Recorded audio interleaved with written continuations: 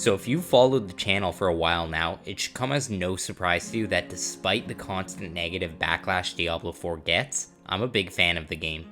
I think it's important to be honest when it comes to game coverage, and I really do think a lot of the negativity around Diablo 4 is based on people hopping on the D4 is bad bandwagon. But let me explain to you why I feel this way and then tell you about the things that are really wrong with this game. Diablo 4's most vocal haters are people that have multiple level 100 characters and over 500 hours of playtime.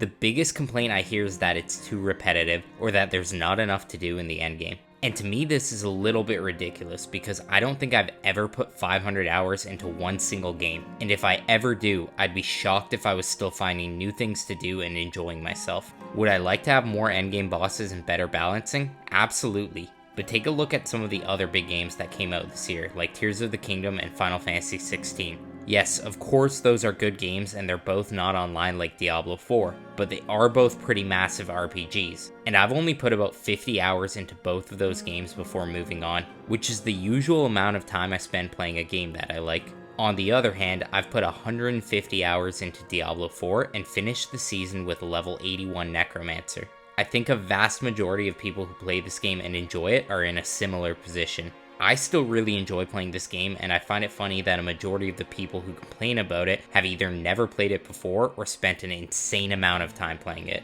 I've also never in my entire life played an RPG that didn't feel like a bit of a grind by the time I was close to maxing out a character's level.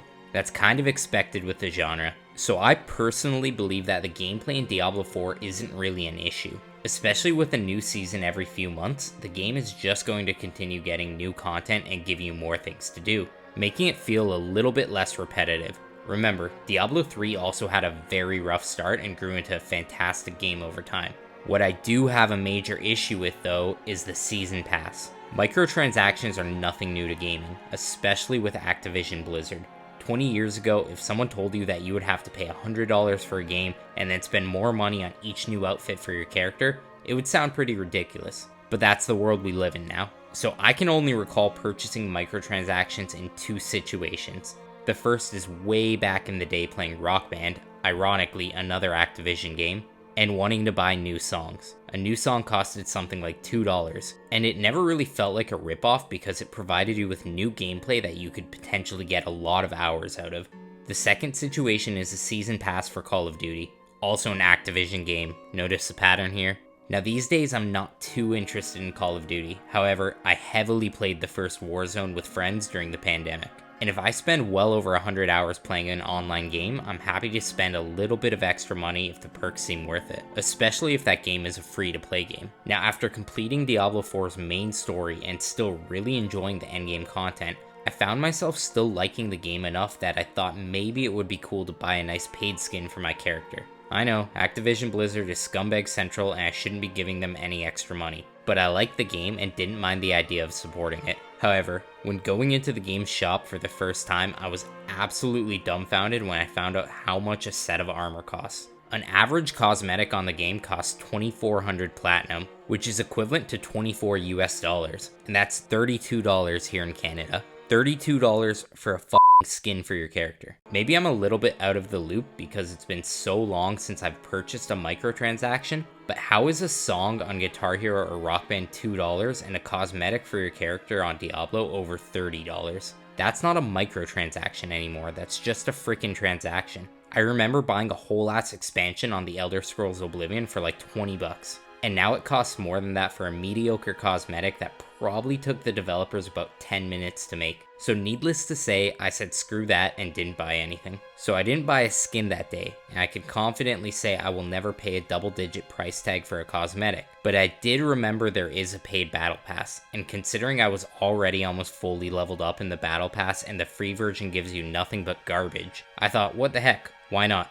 $10 US doesn't seem like a terrible deal, and at least with Season 2 starting soon it might make sense. But after looking into it, I was even more confused and angry than before. So season passes are not new for online games, and they all kind of work the same. You buy a pass and you gain levels and you get perks like minor cosmetics and new emotes just by playing the game. You also get very small amounts of game currency every few levels. There's an unspoken rule that if you complete the battle pass, you will earn enough currency throughout it to buy next season's battle pass. This is the way things have always been done, and it gives the most dedicated players some incentive to stay dedicated to that game. Remember, you've already spent $100 on the game itself, and then an additional $10 on the battle pass. So you deserve some thanks from the company, right? Well, not in this case. Diablo IV broke that unspoken rule. The Battle Pass not only doesn't give you enough platinum to buy next season's Battle Pass, it doesn't even give you enough platinum to purchase a single item from the shop.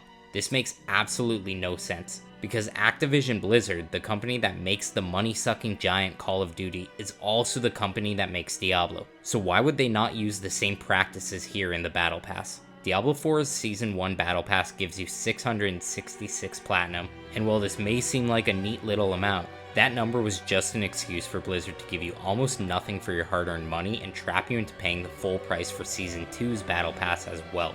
Now, I was extremely late to figuring this out. Apparently it has been a big complaint since the Season 1 launch, but I was so busy defending the gameplay of Diablo 4 that I didn't even look into the horrible monetization system. The most frustrating part about all of this is Blizzard apparently acknowledged that they didn't give players enough platinum in Season 1's paid battle pass, so instead of fixing it and giving the standard amount of 1,000, they bumped it up to 700 for Season 2.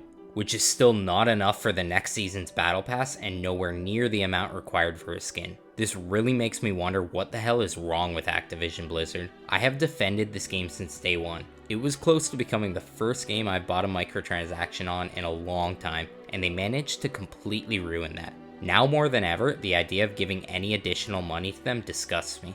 Blizzard managed to take one of the few people who actually really enjoy this game and were considering giving them more money, and make me into just another person hopping onto that Diablo 4 hate train, but for a completely separate reason than most other people. So will I still play Diablo 4's new Season of Blood?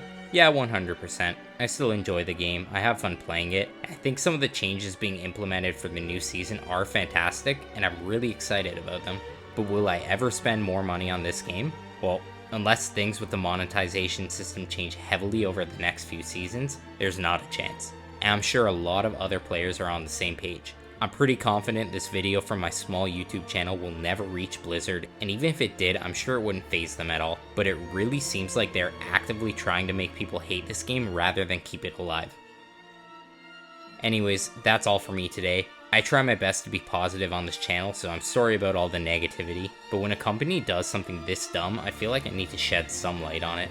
Let me know how you feel about the microtransactions in the comments down below. Am I overreacting? Is this normal? And if you liked the video, be sure to like the video and subscribe to the channel. We're really close to 500, so I'd love your help getting there. As always, thanks for watching, and I'll see you in the next one.